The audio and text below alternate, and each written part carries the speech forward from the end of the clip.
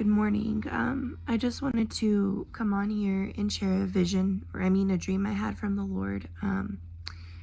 It really shook me and it was very profound. And I think it's a message the world needs to hear because we're living in the last days and Jesus is coming any moment. So I'm pretty sure my salvation is secure with Jesus, but I think that this is something that I need to prophesy, and I can't keep it to myself because it's urgent times we're living in.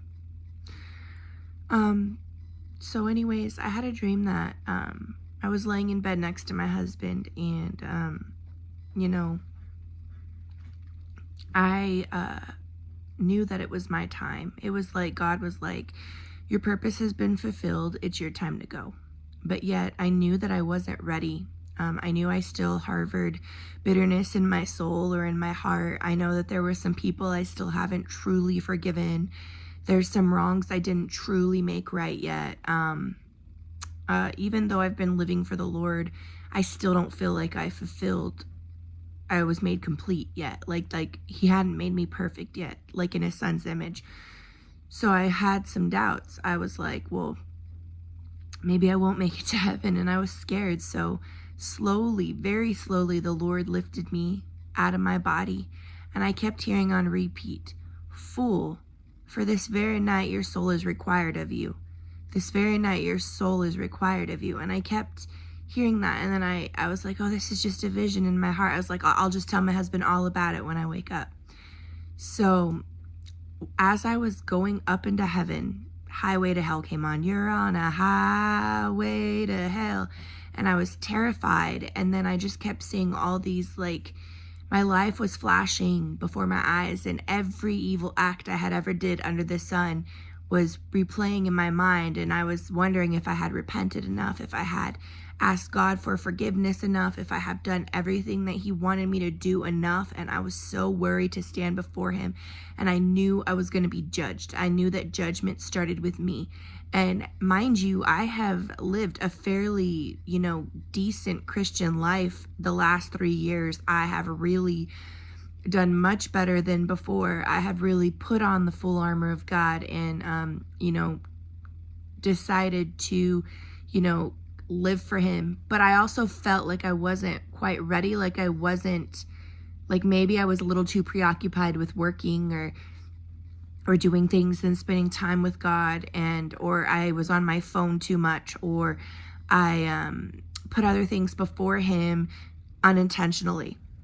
So I was just about to meet him and that song came on, and then all of a sudden I was taken up, and then there's no God.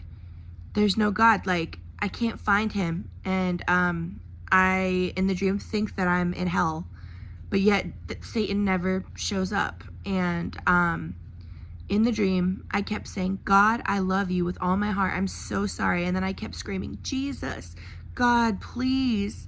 I love you with all my heart. Please forgive me, please.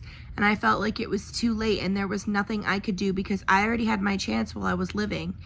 And, I don't think that's the case for me because I know that I love God, and I know that he's working in me and everything, but I feel like it was putting me in the place of a non-believer, or someone who is lukewarm, or someone who, claims God with their lips, but their heart is far from him and they don't actually know him.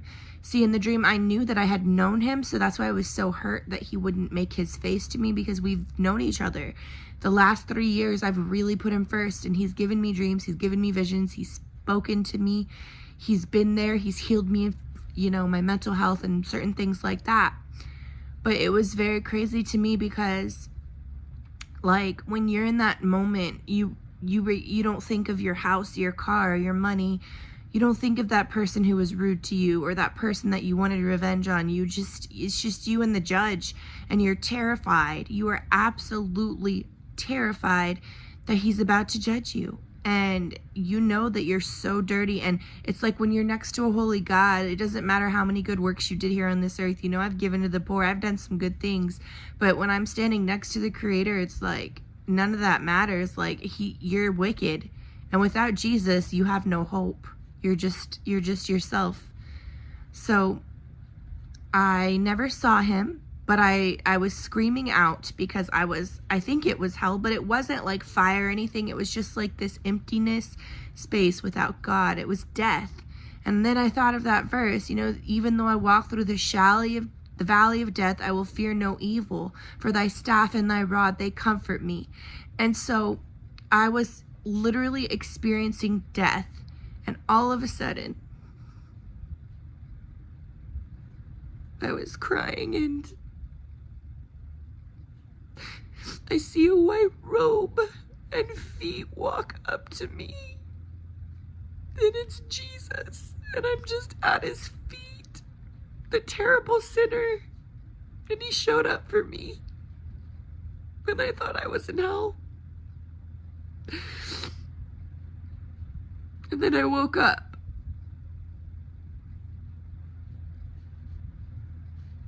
I couldn't even be in his presence. He was too beautiful, and he was just perfect. And I had thought he had abandoned me. I had thought that I was, in hell. I had thought that I wasn't worthy, and he showed up for me. Guys, I need you to understand how important salvation is. I need you to understand that you need to repent. You need to get right with God. We are living in the last days. People don't tell you about God because they want to put religion on you, or they want to do anything. They just want you saved. I'm telling you right now, complete absence from God is terrible. Get off the highway to hell, for broad is its way, and many go through there. Narrow is the path to life, and not many people find it. Do you have a relationship with Jesus? Do you have a relationship with Jesus? Because if you don't, nothing else can save you. He is the only way to heaven. Leave religion. Flee sexual immorality, flee bitterness, flee anger, flee every sin that's so evil, because it's not worth it. God bless. Salvation is nearer than when we first believed. My last thought is this, I knew that it was my time, and there was nothing I could do. I was leaving my husband, my children. I knew that everything that I thought brought me happiness didn't even matter, because it was so temporary in light of eternity, and that everything I do on this earth from this point forward after that dream is going to glorify God. I'm not going to waste any more time. Neither should you.